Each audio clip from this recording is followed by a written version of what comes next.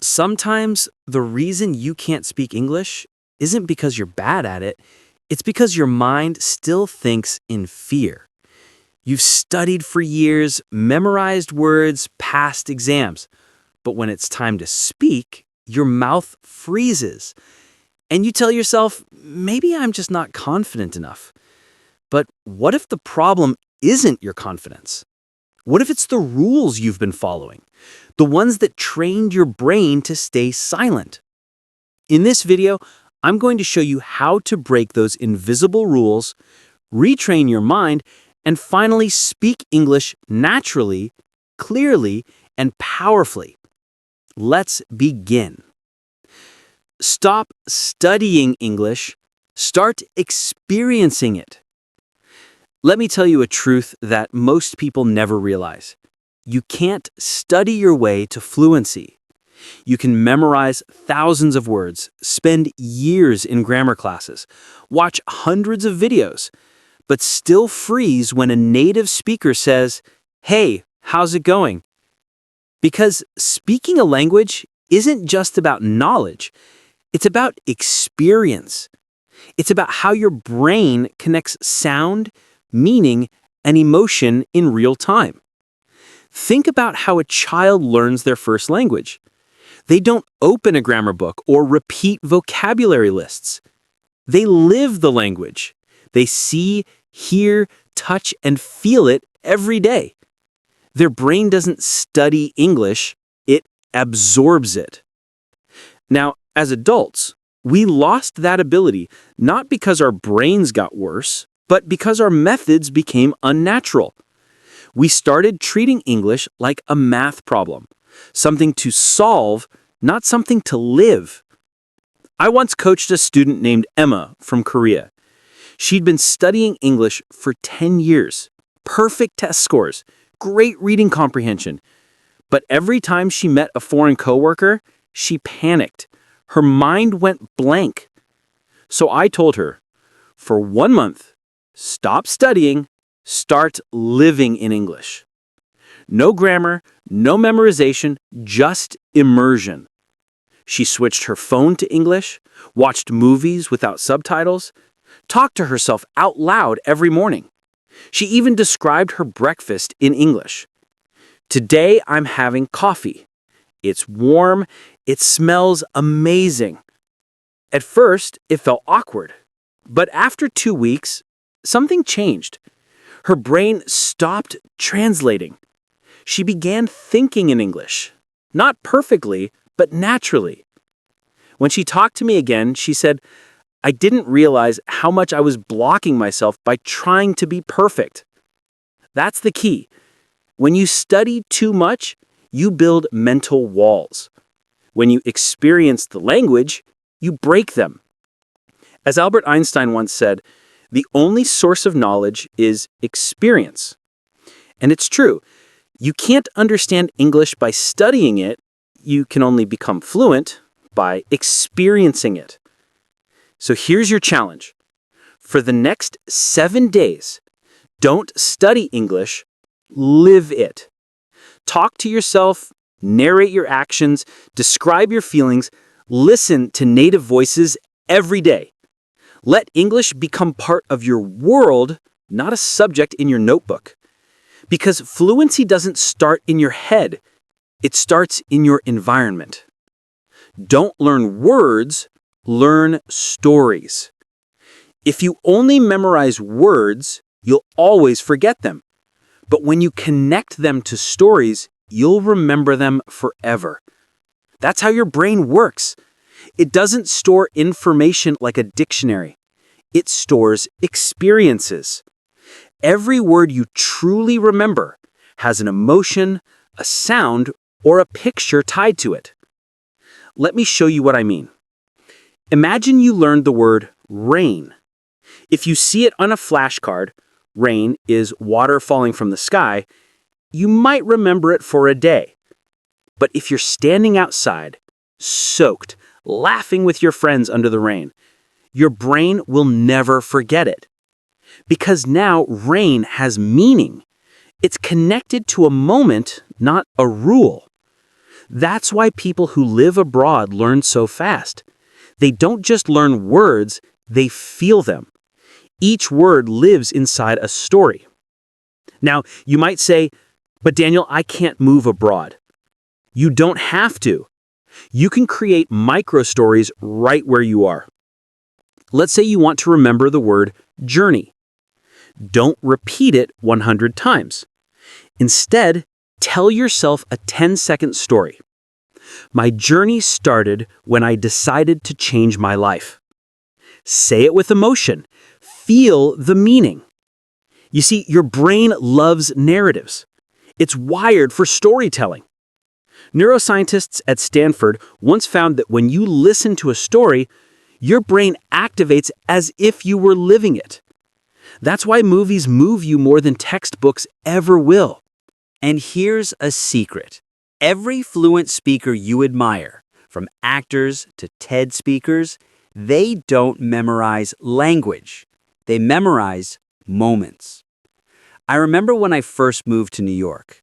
I wanted to sound natural, but my vocabulary was robotic. One night, a friend said, "Man, you sound like Google Translate." We both laughed, but it hit me. I realized I was learning words, not life.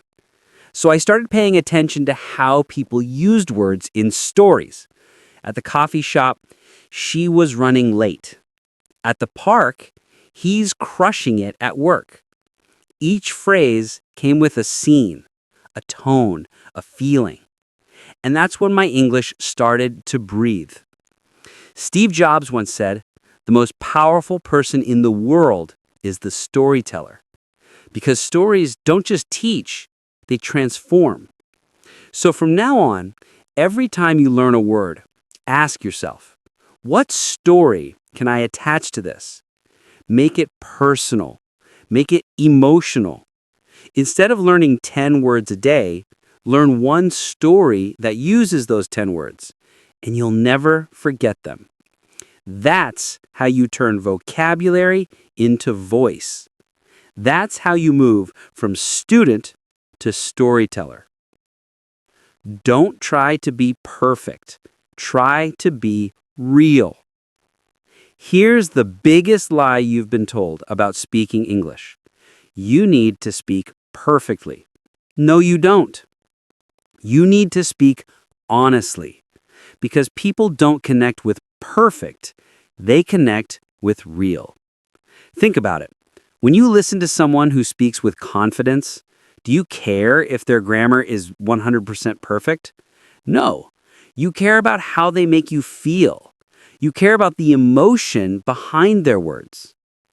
But in school, we were trained to fear mistakes. One wrong answer, and we lose points. One wrong tense, and the teacher corrects us in front of everyone. So we grow up thinking English is a test, not a tool. That's why when you try to speak, your brain starts checking every word before it leaves your mouth. And guess what? By the time it's ready, the moment's gone. I had a student once, a man named Min from Vietnam. Brilliant guy, great writer, but he couldn't say a sentence without stopping. He'd pause after every 2 words, whispering to himself, "Wait, is that past tense or present perfect?" I told him, "Min, you're thinking too much. You're trying to speak English like a textbook." Then I asked him, "How do you talk in Vietnamese?" He said, "I just talk." "Exactly," I said. "Do that in English too." So we played a game. Every time he made a mistake, instead of correcting it, I told him to exaggerate it. If he said, "She go yesterday," I'd say, "Perfect, say it louder." We laughed every time. By the end of the session, he was talking nonstop, full of energy, zero fear. And you know what happened next? After a few weeks of relaxed, natural practice, his grammar improved automatically. Because once fear disappears, fluency takes over. As Brené Brown said, perfectionism is not the same as striving to be your best. It's the belief that if you look perfect and do everything perfectly, you can avoid the pain of blame, judgment, and shame. When you chase perfection, you lose authenticity. When you allow mistakes, you gain confidence. Here's the truth. Your accent, your grammar, your pauses, they're part of your story. Don't erase them. Embrace them. You'll never sound like a native, but you can sound like you. Confident, expressive, human. So next time you speak English and you stumble, smile. Because that little mistake means you're doing what millions of others are afraid to do. You're growing. Remember this. Fluency isn't about speaking without mistakes. It's about speaking without fear. Think in English, live in English. Fluency doesn't start with your mouth. It starts with your mind. If your thoughts are still in your native language, your tongue will always move too slow. That's why you hesitate, translate, and lose confidence. Your brain is trying to run two systems at once, and it burns out. So how do you change that? You train your brain to think in English, not someday, but every day. Let's get real. Most learners treat English like an event. 1 hour of study, one podcast, one video, then back to their normal life. But your brain doesn't grow from events. It grows from environments. If you want English to become your second nature, it must first become your daily nature. Imagine this. You wake up, stretch, and say, "Good morning." Not to anyone, just to yourself. You make coffee and describe what you're doing in English. "I'm boiling water. I love this smell." The morning feels calm. It's simple but powerful because the moment your day begins in English, your brain starts living in it. Let's build this habit step by step. Step 1. The morning rewire. The first 15 minutes after you wake up are golden. Your mind is soft, like clay. Whatever you feed it, it absorbs. So instead of checking your phone, stand in front of a mirror and say, "English is my language now. I speak with clarity and confidence." Fluency is not perfection. Fluency is freedom. Say it slowly, with emotion. Not as words, as truth. You're not just practicing pronunciation, you're programming identity. Step 2. Micro-English moments. Set small English triggers throughout your day. When you open your laptop, say one line in English. When you eat lunch, describe your food in English. When you feel tired, whisper your thought in English. Why? Because these micro moments teach your brain that English isn't a subject, it's a lifestyle. One of my students, Aiko from Japan, used to label everything in her house: mirror, window, spoon. At first, it felt silly. But after a month, she said something amazing. "Daniel, English is not in my head anymore. It's in my world." That's when I knew she'd crossed the line between learning English and living English. Step 3. The visualization trick. Close your eyes for 3 minutes. Imagine yourself walking into a cafe, ordering in English, laughing with people, expressing yourself easily. Don't just see it, feel it. Your brain doesn't know the difference between imagination and experience. If you visualize fluency clearly, your mind begins to believe it's already true. And belief always comes before skill. Step 4. Night reflection. Before bed, don't scroll. Sit quietly and ask yourself in English, "What did I learn today? How did I feel today? What will I try again tomorrow?" You can speak or write your answers. It doesn't matter. What matters is emotional recall. Because when you connect English to real feelings, it sticks forever. Fluency is not built in classrooms. It's built in moments. Every smile, every mistake, every whisper you make in English, that's progress. You don't need to move abroad to think in English. You just need to bring English into your world, your room, your mind, your breath. Remember this quote from James Clear, author of Atomic Habits. You do not rise to the level of your goals. You fall to the level of your systems. So stop chasing perfect lessons. Build perfect systems. Because when English becomes part of your day, it becomes part of you. Most people study English for years, yet still freeze when it's time to speak. Why? Because fluency is not just about words. It's about identity, psychology, and emotion. To speak naturally, you must change not just how you practice, but who you believe you are. Here are the 3 mental shifts that separate students from speakers. Shift 1. From I'm learning English to I'm a speaker of English. Ask yourself this. When you talk about English, what's the first thing you say? Most people say, I'm learning English. But that one sentence keeps them stuck. When your brain believes you're a student, it waits for permission. It looks for correction. It hesitates, because students wait for teachers to tell them they're ready. But guess what? There's no teacher coming. You're already ready. The moment you say, I'm a speaker of English, something shifts inside. You stop waiting for the perfect grammar. You start using what you already know. You stop translating every thought. You start trusting your voice. I once coached a woman named Sophia from Brazil. She'd studied English for 8 years, perfect grammar, perfect grades, but couldn't speak more than 2 sentences in real life. One day I told her, Sophia, from now on, you are not a student. You are a speaker. She laughed. But Daniel, I'm not fluent yet. I said, you will never become fluent if you keep acting like a student. You must claim fluency before you earn it.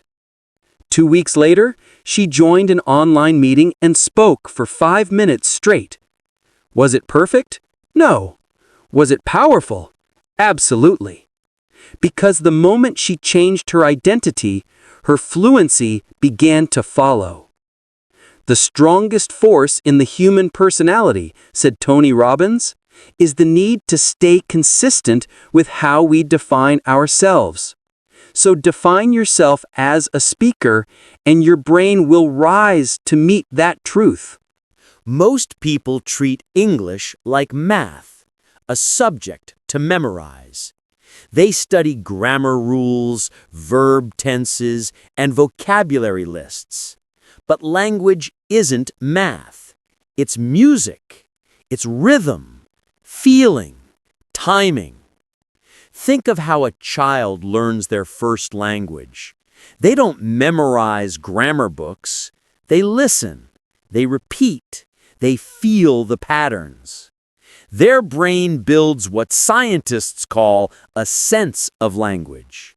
That's what you need to build in English, a sense, not a skill. When you hear someone say, I'm starving, you don't translate it word by word. You feel the emotion, the exaggeration, the tone. That's fluency. Try this. Spend 5 minutes each day shadowing your favorite English speaker. Not just copying their words, copy their rhythm, pauses, energy. Feel the music behind their message. Soon, you'll stop translating. You'll start responding. Because your brain now feels English instead of analyzing it. Don't study grammar to speak English, I always say. Speak English to understand grammar. When English becomes a sense, not a subject, you'll find yourself speaking naturally without even realizing it. Shift 3. From fear of mistakes to power through mistakes. Let's face it, the biggest enemy of fluency is not grammar, it's fear. The fear of saying something wrong, the fear of being judged, the fear of not being good enough. Here's the truth. You will make mistakes. You'll forget words. You'll sound awkward sometimes. And that's perfect. Because mistakes are not signs of weakness. They're signs of progress. Children make thousands of mistakes when learning their first language. Yet no one laughs at them. They just keep speaking. And that's how they learn. So why should you be different? I tell my students, make at least 3 mistakes a day on purpose. Say something wrong. Mispronounce a word. But do it with confidence. The more mistakes you make, the faster you grow. Because you train your brain to associate speaking with courage, not fear. The master has failed more times than the beginner has even tried. Stephen McCraney. Fluency isn't about being error-free. It's about being fear-free. Because when you stop trying to sound perfect, you start sounding alive. When you combine these 3 mindset shifts, you stop studying English and you start living it. You stop chasing approval and you start owning your voice. You stop thinking maybe someday and you start saying today. Remember, your English doesn't have to be perfect. It just has to be yours. My friend, if you've made it this far, you're not just watching a video. You're transforming yourself. Fluency isn't about being perfect. It's about being present. Every word you speak, every mistake you make, every small win, it all counts. So don't stop here. Keep speaking, keep growing, keep believing. Because English is not just a language anymore. It's your voice, your power, your story. If this message touched you, subscribe now. Because here, we don't just learn English, we become unstoppable. This is Daniel. And remember, your fluency has already begun.